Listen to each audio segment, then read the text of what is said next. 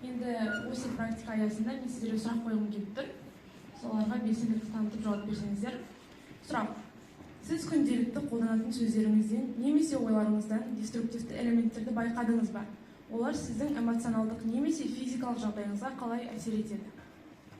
Ну, деструктивные слова в целом влияют на наше поведение, на наше эмоциональное состояние, и тем больше мы выражаем деструктивные слова, тем негативнее мы становимся, и если негативно относиться к жизни, то в целом все будет происходить по неудаче, и все будет казаться таким плохим.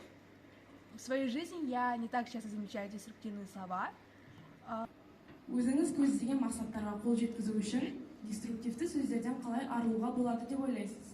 Сондықтан кері болу үшін енді өзімізге жақсы сөздерді айтуымыз керекпіз. Жақсы, мен бұл жерде қателескен болармын, бірақ та келесіде мен уже басқа жолмен шешуге тырысамын. Мысалы, мен қолымнан келеді дегендей да, аффирмация дейді, ол өзімізге қандай сөз айтамыз да, сол орындалады деп ойлаймын. Ең бастысы өзімізге сенуіміз керек. Что хорошо вы извлекаете из отчитывания и критики и так далее? Из критики, критика так-то в нашей жизни очень важна. Мы извлекаем то, что надо извлекать в нашей личности, то, что портит нашему первому впечатлению. Например, я часто слишком резко высказываюсь о людях, и я это критикую себя, то, что это плохо и так далее. И таким образом я ставлю себе зачет, что заметки, то, что от этого надо избавляться и так далее. И дальше уже строю план, как от этого можно избавиться и так далее. И поэтому думаю, что все-таки критика в какой-то мере все-таки полезна, чем жизнь. Как часто вы оправдываетесь перед другими людьми?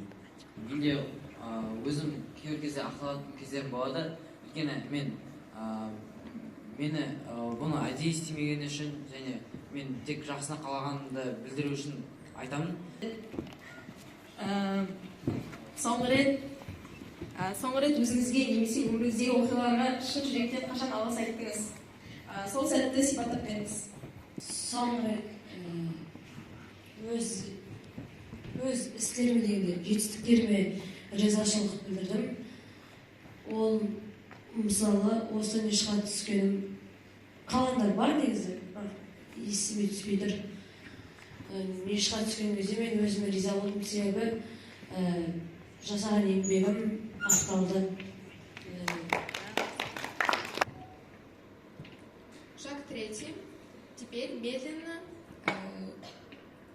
выдохните через рот, также считая до 4. Давайте повторим второй раз. В целом эту технику делаю 3-5 раз. Повторяю. Как себя чувствуете после этой техники? Помогла ли она вам успокоиться и расслабиться? Маған бұл техника өте қатты көмектесті деп ойлаймын. Қазіргі практикада істеп отырған кезде мен өзімді қолайлы сезіне бастадым. И еще один вопрос. Бывали ли у вас моменты, когда вы давали одному человеку советы, которые у вас даже не спрашивали? Кто хочет поделиться?